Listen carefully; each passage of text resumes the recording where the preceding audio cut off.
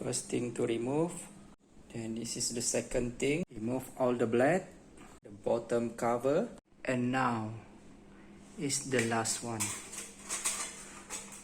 This one I need to remove so that I want to have access to the capacitor. It's on top of here actually.